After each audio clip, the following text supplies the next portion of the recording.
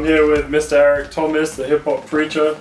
Eric, thank you very much for joining us. Thank you for having me, man. On our inaugural episode of GradStop TV. Thank you very much. That's what I like to hear. Good to be here, man. Yeah, man. So how's London treating you? London is great, man. You know, life is what you make it, but it's one thing to come, to London. It's another thing to come, and have people, who welcome you. So fish and chips right off the the charts, baby. I couldn't even get breakfast, English breakfast before I was eating fish and chips. Love it, man. Yeah. But nice portions. When you go up north, have you tried the Mars bar and chips? I'm gonna have to. That's a little bit crazy. All right. Well, I'm gonna have to try it though, because everybody's got their little. Everybody said this is the best one. This is the best. 12 years ago, I was in Manchester. They said that was the best one. So I came here like Jack's is the best. Somebody hit me from Ireland like, nope, you haven't had fish and chips. You had Ireland's fish and chips. I'm waiting for a call from Scotland now. Dude, we got the best fish and chips. All right. Hey, I'm gonna have to try it and see for myself. All right. Yeah, how does this compare? Like last year, obviously you were in Egypt following the revolution. How does that sort of experience compare with being in London now? Well, international is always different because it's a different culture. But Egypt, man, Cairo was unbelievable. And again, you talked about it. We were coming. It wasn't. The general culture. Like it was some. I wouldn't use the word uproar. That's a big term, but it was, some challenges, when we got there. As a matter of fact, the stadium we spoke at, 70 people were actually killed in that stadium in the soccer match, maybe a couple weeks prior to us being there. So it was surreal, but I had a great time. The thing I love about Cairo is when you land, they say, welcome home.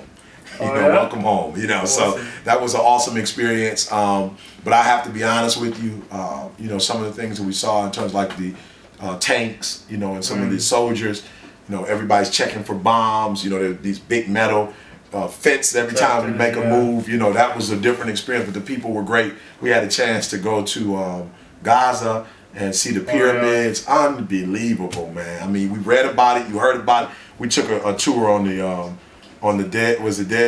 Nile. Yeah, unbelievable. I mean, you've heard about the Nile before, but we're literally on the Nile River, doing a dinner and experiencing that whole thing. So it was unbelievable. But London is London, man. This is where it started, right? We're gonna show you a good time. All right, What did Egypt, like, that must have been like such a big thing for your career? Like, do you ever look back on your career and think, okay, like a sort of overview effect, like you see all the small things that you did and they've all brought you to this one big point kind of thing? Absolutely. But you said it. I think psychologically, to be in Egypt, where the first language, of course, is not English, but to have 10,000 people in the stadium, and to start the guru story and people erupt. It's like, that was unreal. It's like, they know the guru story. They're all like, as soon as I started, and there was a man who, they were, and I think the biggest piece though, and I hope you don't mind sharing it, me sharing it with you, but the biggest piece was to have my wife, who was with me when I was a high school dropout, and to see me living in abandoned homes, to now addressing 10,000 people, in Egypt, and they had her in like the little Royal Palace Park, so she's all the way up top looking down. I'll never forget, as I was climbing the stairs, I get to the top and I turn around and I just look toward her. Now, I don't know if she can see, I'm sure she can see, but I can't necessarily see her because it was so far up and there was the lights. But for me, that was that moment of, while no, I'm not there, I haven't, reached my apex yet. Like you said, that was a defining moment in my career for the one person who remembers me being homeless and a high school dropout, who was in that process with me to see me, and we were blessed to fly first class. So while, the first class itself is not, what's most important, but for her to see the evolution, absolutely was powerful. So yeah, I guess that's such a strong testament as to who she is as well. Oh, absolutely. Like, a lot of people, like, when they're going through such major change like you have in your life, like, their partners can't handle that. But obviously she stayed with you throughout this, so it's a massive commendation to her. Absolutely. Really, and so much more. That would be 2 more episodes. So. Yeah.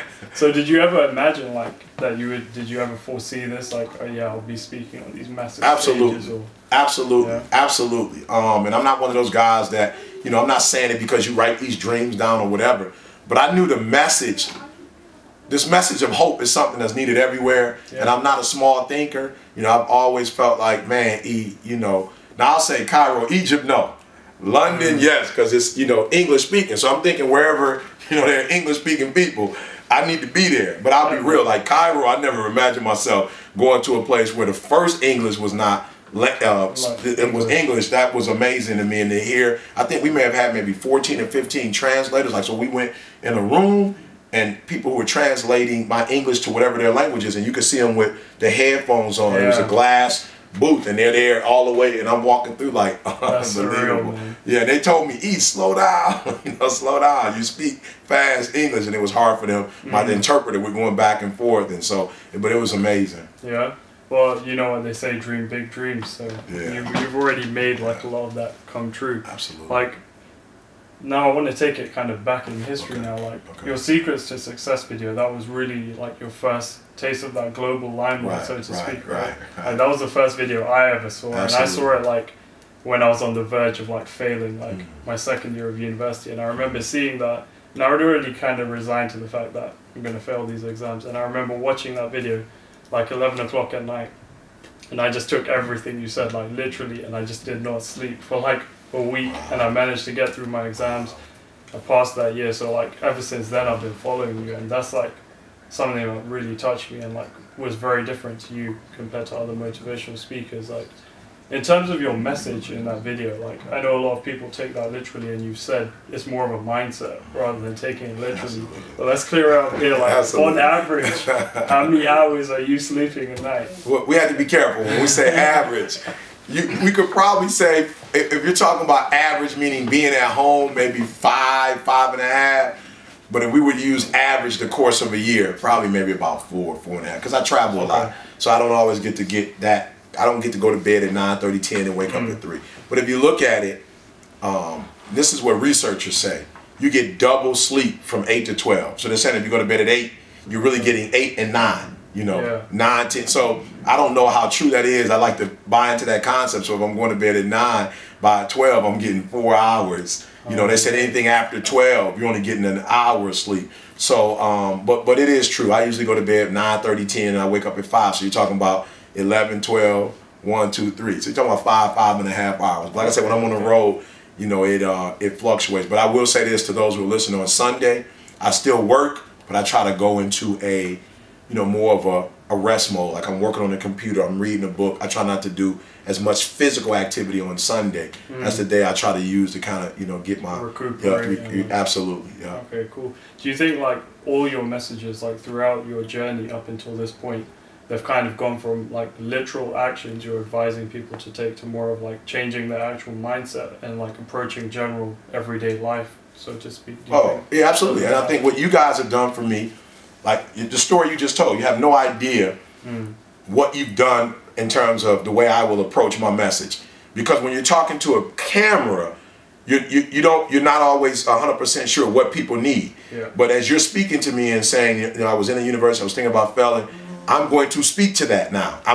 You now, because you represent the life of so many people. Your one story mirrors, parallels, maybe, who knows, 10, 15,000 listeners. So I will specifically talk about if you feel like giving up, if you feel like there's more in you. So actually, you're right. Your stories, your messages, your tweets, your Facebook comments, your YouTube comments, it shapes the message for me. And I get it internally. And then once I open up my mouth after reading and studying, I know exactly who I'm talking to. So yeah, it has evolved from the day of just looking at the camera to now being able to sit here with you, be interviewed by you, talk to you, because you literally are my ghostwriter. You know, you help shape the things that I say, the messages that I put together. Because now I'm in London.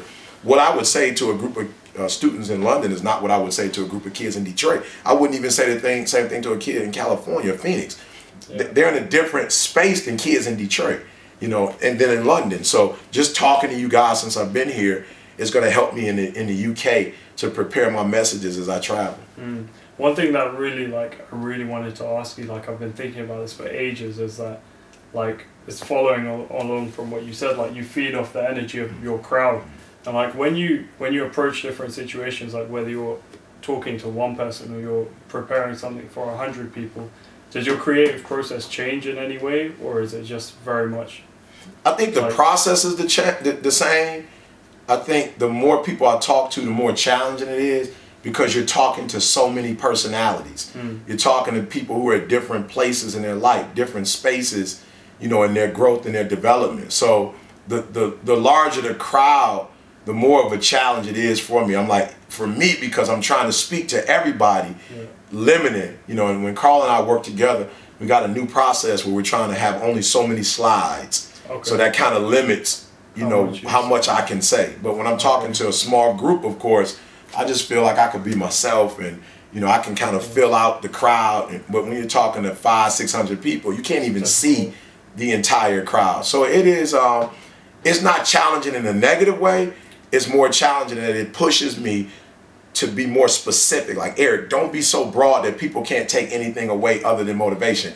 Keep it narrow enough where people can, you know, not only hear and understand what I'm saying, but apply the message that I'm giving to them. The next thing that I wanted to mention was like when you hear it, like stories like I just told you, you inspired me. Like, does that really amp you up and like keep you like motivated yourself? Like, well, I think more than anything, it humbles me, you know, because how many people are trying to do what we're trying to do, you know? So I don't think my team is the only team in America that's trying to do what we're trying to do. And there are people who started these dreams and these goals and they haven't become a reality. So I get humbled, like, because I can't name one or two things that we're doing that would guarantee this kind of success that we're getting. It would have been one thing to, like, if we were successful in America, we would be like, oh, we measured this, we knew.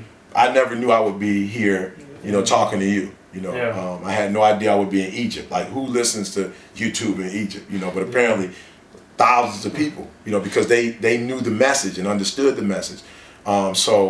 Absolutely, humbled is the first thing. The other thing is, for real, there's a sense of anxiety, not in a negative sense, but can you keep this up, E? You know, because people need this motivation. They need this. So when you get on camera, you know what I'm saying, you know, they cutting the camera on action, camera roll.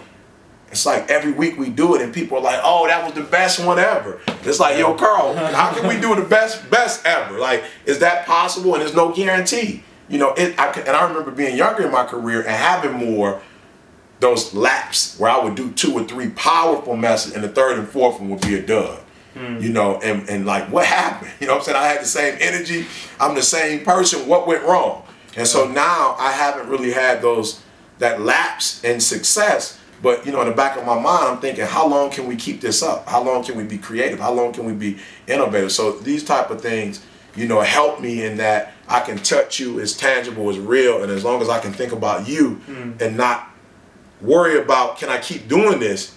But I'm encouraging you. I think that kind of helps. But it's definitely been, it's a myriad of emotions that go on, you know, when we're doing what we're doing right now. And more success doesn't make it easier. The more success, the more challenging it is. I think like one of the questions that our readers and our community have been asking a lot is like, how do you keep yourself motivated? Like a lot of us, like, we're doing different things, like trying to start our own businesses, trying to get through school. If we ever feel down, we just come and watch like a TGIM. Absolutely. For you, how do you like, how in the beginning especially, how did you ever like think, okay, I just have to keep doing this? Like, yeah, well, I always tell people I wake up every morning at 3 o'clock and my faith is strong. You know what I'm saying? I pray every morning. You know, I meditate every morning. And so that's, to me, that's the first thing, is getting, you know, inwardly, my spirit's right. You know what I'm saying? I think that's important for me. My faith, you know, in Jesus Christ personally is what's been strong for me. Then after that, I run. I've got my family. I've got a group of guys that I talk to every morning and my accountability partners. And then my squad. Once the squad comes together, you know, we're grinding so hard that we're actually, you know, motivating ourselves to like get out here, be our best, do our best. You know, and the thing I tell people is this is something I do every day. I'm not one of those guys that I do it on Monday and then I don't come back to it until I feel drained. I tell people, I like my wife's concept of gas. My wife doesn't let her car get on E. I let my car get on E before I throw it out. I want to run everything out. In case I get in an accident or something, I don't want $40 left in the gas tank. You know what I'm saying? I don't want 50 pounds just left sitting in there. You know, and so she fills up every time she's getting low, like half. And so what I've done in my personal life is I don't let myself get on E. You know what I'm saying? I fill up every single day. And there might be a day or two I'm traveling and I don't get to fill up, but I've been filling up so much that it doesn't affect me. So I think Zig Ziglar said it best. Motivation is like taking a bath. It's not something that you can do every other day. Like you literally have to do it every day. Yeah. I think that message came across strongest for me, like when I watched you talking to Anthony Pettis, the UFC fighter. I'm a big fan, and like to be honest, like a lot of people were saying he wasn't going to win that fight, and then when he did, in the emphatic fashion that he did, we were shocked. And like I was like in my mind, I was like, ET has a lot to do with this. I don't know if I helped Anthony Pettis. He's the man. I don't know if I helped him in any way. I'm pretty sure. But if I motivate him to climb up that wall and knock my man out, you know, hey, and so we were on the same page. I was like, Ant, I got my name out here, Ant. You got to make this thing happen. And he did it. So, yeah, hopefully we'll be traveling with him soon. Hopefully he'll have the same outcomes. That is awesome. In terms of, like, your greatest obstacle, what has that been? Do you mind sharing that with me? Yeah, I always say myself. You know, my greatest obstacle has been myself. For instance, I always think about academically, like I couldn't stand school. And when I became successful, I realized the importance of reading more, doing research, studying. And I remember, you know, initially, man, I would read a book and, you know, if I didn't know the word, I would skip over the word. You know, if I didn't understand the context of it, I was embarrassed to ask somebody the context because I felt like, you know, if I asked them, they would think I was dumb, you know, and they would judge me based on my academic, you know, unpreparedness. So for me, it was myself. And then when I finally got to the place, like, yo, E, for real, if you see an area that needs to grow, you can't ignore it. You know, you have to address it and take care of it. And so I've come to realize that there's no obstacle out there that is equal or greater than the obstacle of overcoming myself. Yeah, there are obstacles, but none of them are as intense as ET. Like, you got anger issues, you know, you got conflict issues. You don't want to deal with like whatever's been my struggle, the things that I've had to overcome, I found that those were more challenging than external. The internal to me has always been the most challenging. They always say that the hardest of wars are fought within one man's own soul. That's it. That's absolutely against 1,000 men. Absolutely. So, in terms of books, following on from that, like I know you're a keen advocate of Malcolm Gladwell. Like, what do you think of his like 10,000-hour rule in Outliers? Do you think that's necessarily essential for everyone to like perfect? I don't know about everybody, but for me, I needed 10,000 hours. Yeah. I mean, look, it took me until I was, you know, late 30s before, you know, and I started when I was 20. And I'm sure I started, stop.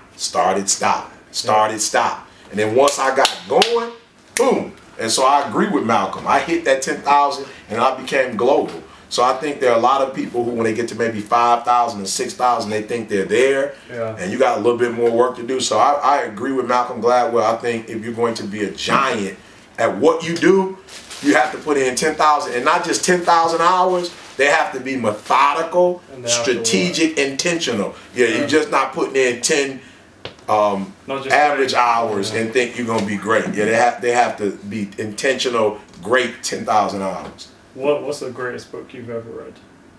Outside of the Bible, you know, I would have to say, you know, a lot of the classics for me. Think and Grow Rich, of course, you know, classic. You know, Richest Man in Babylon, the Richest Man That Ever Lived. You know, there's just some classics out there that How to Win Friends and Influence People. You know what I'm saying? Those are just classics, you know, so for me, the classics. In terms of your second book, what can we expect? Man, let me be real with you, man. That second book, and I'm so excited about the second book because you expect to see growth. You expect to see, you know, the first one was good. You know, it was narrative. I wanted to make sure that people could follow it. I gave out some principles. The first one was amazing. Oh, okay, all right. Well, I don't know. It was just my story, so I wasn't 100% sure. But the second one, I'm giving you now not only principles, but some specific principles in the last few years that have helped me to make that transition, to get over that good hump, to go toward great, you know, and then I'm challenging you to challenge yourself. So it's day one, what are you doing? Monday, what are you doing? Tuesday, what are you doing? Thursday, what are you doing? Friday, what are you doing? So I'm not letting you off the hook. I'm not just letting you read a good book and then move on with your life. I'm challenging you to apply. After each chapter, I need some application. Again, like, you've already set me up for the next question that was coming. Like, how did you personally move from that phase of good to great? Because I know, like, for a lot of people who I've spoken to, who I can recognize they're in the good phase, how do you move towards that greatness? I think in order to be great, man, you got to get around great. And I'll never forget, I was in Huntsville, Alabama at the time, and somebody said to me, Eric, you need to run for mayor. And I was like, ooh, like not in a good way. I was like, ooh, I'm too young. I knew where I was academically. I knew where I was as a leader, and I knew as a leader I wasn't where I needed to be to lead people. Like I was great at controlling myself, and sometimes people think that's leadership, but I knew I wasn't ready to lead a group of people. I never forget a friend of mine came to me. He wasn't even a friend, to be honest. He was an associate, and he attached himself to me. I didn't even ask him to, and he came to me once, told me, "You're a terrible leader." I was like, well, I don't want to be one in the first place. But it was at that moment I realized, okay, E, people see you as a leader, so whether you want to be one or not, you have to accept this challenge. And so I knew I needed to leave the city where people thought I was great and go to a place of greatness. So the last question now, ET, is like one question we put this out as a debate with like our GradStop community, and like it was like, do you think it's easier for somebody to achieve like greatness, like that highest level of greatness, when they've come from nothing and had nothing, or when like Bob Marley, he lived in the slums and then he came and had some huge effect on the world, or somebody like Bill Gates who came from a little bit of money and then risked it all and became great that way? Well, since you guys had a debate, and you know, in debating, the trick is to be as elusive as possible in debates. So I'm going to answer that by saying I don't think environment gives either one an advantage. I don't think if you come from money you have an advantage. I don't think if you don't come from money you have an advantage. I think the advantage is in the person. I think the person who's hungry is the person who will reach greatness. Because there are people who come from wealth, they're not hungry. But there are some people who come from wealth and they want to keep that legacy alive. There are people like myself who don't come from legacy and they want to create a legacy. You know, so I don't think it's the environment, I think it's the person. You know, but I think the key ingredient so that we get something from this question is which human being has the ability to out of himself create hunger that does not exist. Who has the ability to make up something, to create an external and internal goal or fire? Who can do that, right? And it becomes, who can do that with the least bit of stimuli? You know, there's some people who need stimuli to make that happen. They need, no disrespect, but there are people who need to watch a video every day. You know, there are people who need to listen to music every day. There are some people, they make their music. They make their own videos. They don't, it's not external. So if the whole world went dead, they could still find that fire and make that fire happen. So again, for me, it's not you come from wealth or you don't come from wealth, because everybody broke would be rich at some point. And it's still people who are in poverty who keep reproducing poverty. And there are people who are rich who keep producing wealth. You know, so for me, who can find that, ignite that fire in themselves, or who can have a fire, because I don't believe I got this on my own. But let's say of all the things that people have done that helped me to get to where I am, there are some people who helped me get here who are not here anymore, but the fire still burns. There are some people I started with, they're not here today, but the fire still burns in me as if we were just getting started. So to me, it's an internal question. That's the greatest virtue, right, for anybody who's absolutely successful. Absolutely. And then I wanted to sound deep too. So all right, B, you gotta wrap it up. So. And ET, we just have one little gift for you. Good. What size did you get? XL. All right, that's good. That's good. I can fit the XL. I wear large now, but some people get the double boy. So I'm like, why did he get me the double? They saw the first video.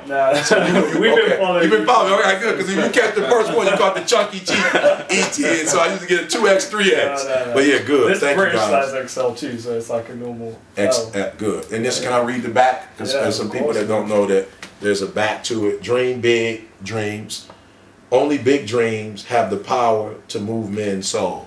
Good. So hopefully I'll wear this with pride, and I will contribute to your brand. Hope you do. All right. Thanks, man. Thank you very much for your time.